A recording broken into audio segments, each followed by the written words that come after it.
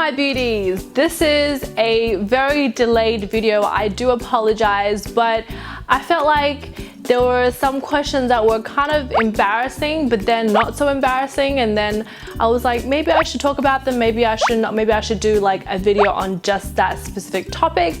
So I've been struggling for a while until I've decided, you know what, it's been too long, I'm really going to need to do one of these. So today I've decided to do another video of embarrassing questions part 4. So number 1 question is, how do I get rid of spider veins and why do I have them? So spider veins basically are like veins that are quite, close to the surface of your skin.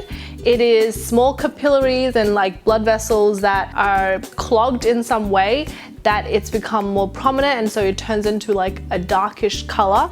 And that's when it becomes really obvious on your skin. And you usually find spider veins majority on your face, calves, and sometimes some other parts of your body, but majority is those areas. Now there are actually a lot of causes on why you have spider veins. Majority is actually genetic, so it is something like that runs in the family. You might see them surface through a big hormonal change, whether it's pregnancy, puberty, and it also does appear to be more prominent with people in fairer skin.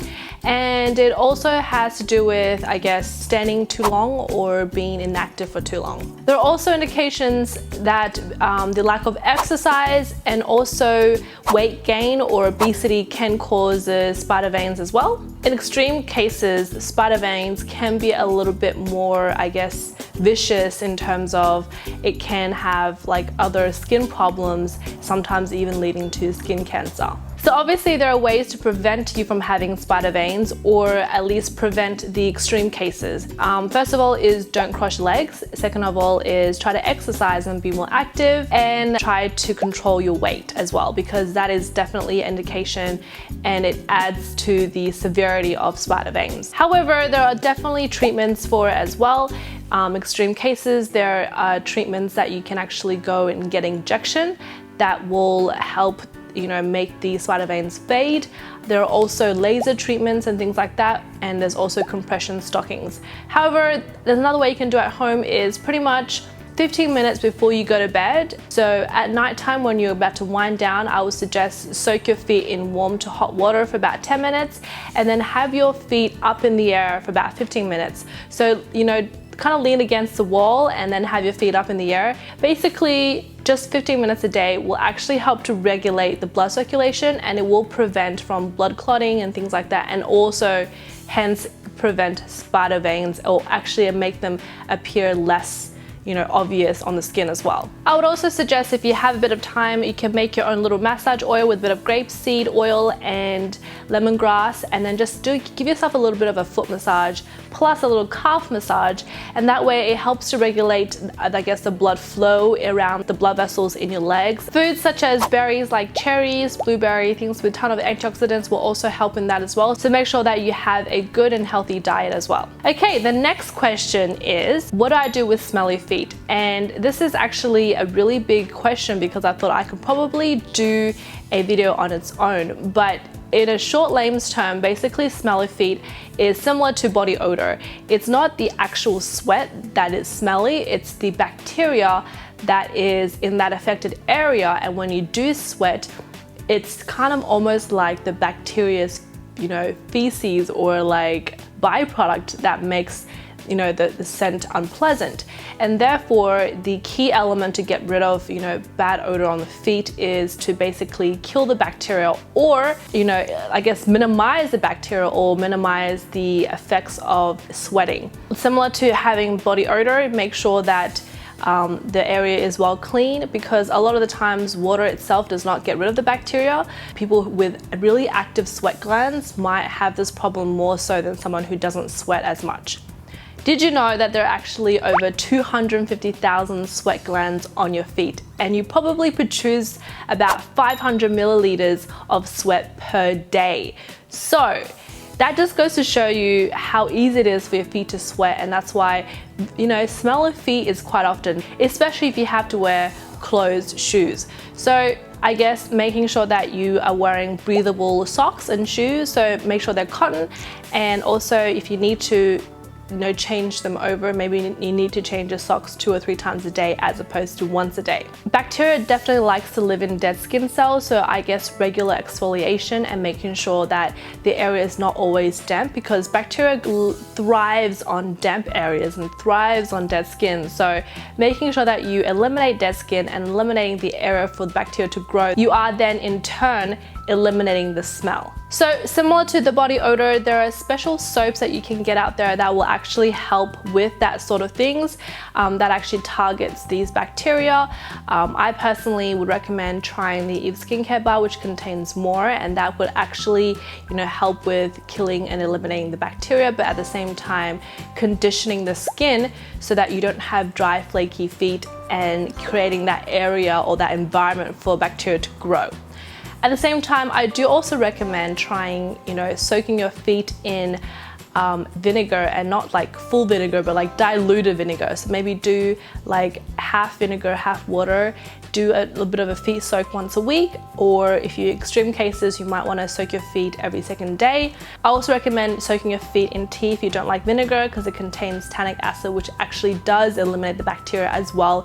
It's also antiseptic, but it also doesn't smell as strong. The next question is, what do I do with warts on my face and how do I get rid of them? There are various types of warts on your face, and you can get them on your face, on your hands, on your feet, pretty much anywhere on your body, but most commonly those areas. And there are studies that say that it is somehow genetics. It has to do with basically the breakdown of the skin.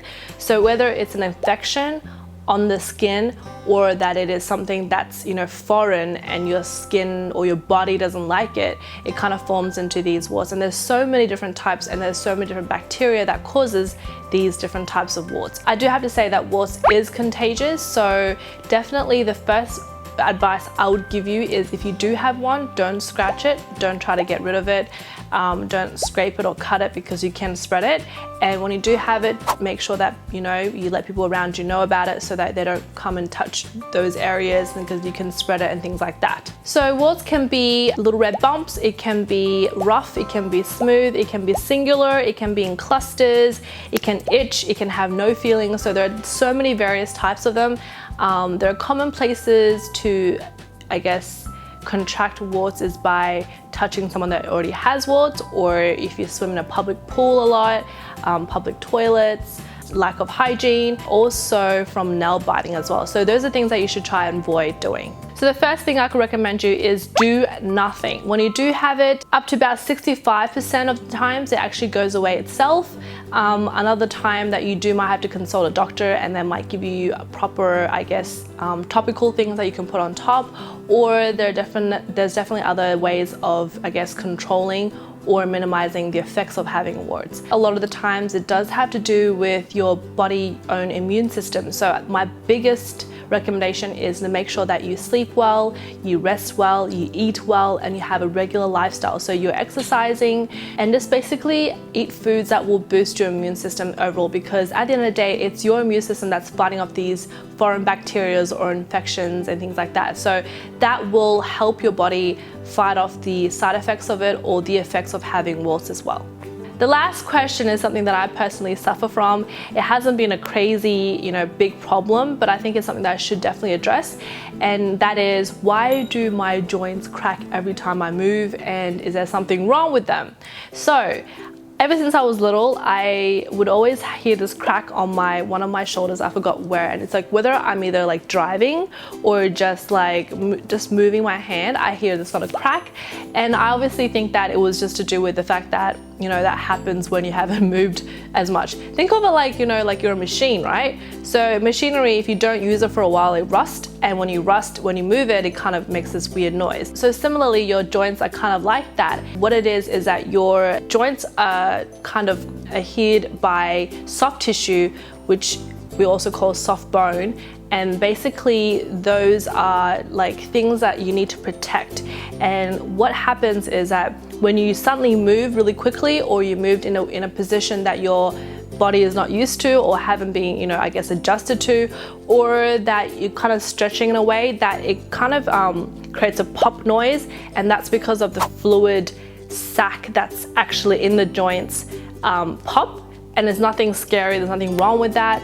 That's just how, you know, human body works. So you don't have to be too freaked out about that, especially when you're like bending your knees. What can be a little bit more concerning is when you start to hear grinding noises or rubbing noises. That's usually when the soft tissue has sort of deteriorated and it's kind of rubbing against each other, like friction wise. And obviously in the beginning it's not as bad, but as you obviously drag it out, it can cause pain. And so if you are suffering somewhat sort of ache or pain and you're hearing the noise of rubbing, then that is something where it's quite severe and you do need to go see a doctor for that. So the deterioration of joints is a lot of factors. A lot of time it's just the low levels of calcium in your body, but also with collagen. So with aging, that kind of deteriorates as well. Some people it can be genetic, some people it can be a bit of lifestyle / hormones / you know, the food intake and nutrition and things like that as well. So some of the causes for having joint cracks and pains, besides the fact that it could be just aging, it also weight gain does cause a lot of, you know, stress on those joints. So it does increase the amount of joint cracks and pain that you might have. Having an accident, whether it's a car accident or an injury from like a workout and things like that, can also cause joint pains and joint cracks and things like that. So these are things that you should be mindful of. The key to healthy joints are basically eating food that will help support the soft tissue. Things like omega-3, you know, fish oil with like fatty acids, a lot of veggies and fruits that contain high in antioxidants like berries or things with high in calcium. Those are all good foods that will help with joints. In saying that, you also need to be exercising as well, so make sure that you're not always immobile. You are doing all the moves that you can do, so you're not suddenly moving your hand because you don't move it for a long time. And I think consulting a professional is if you want to go to do like a hardcore workout at the gym and you don't want to be bending your knees the wrong way or lifting weights the wrong way. So make sure you have someone who's actually professionally trained in that area that tells you how you should be bending your knees or how you should be lifting that weight. So that was it. Thank you guys for watching. If you have any other questions, you can leave your comments below or you can private message me Facebook, Instagram, and Twitter, and I will include that in my next episode. I hope you guys had a lovely week and thank you guys for watching, and I will see you in my next video. Bye.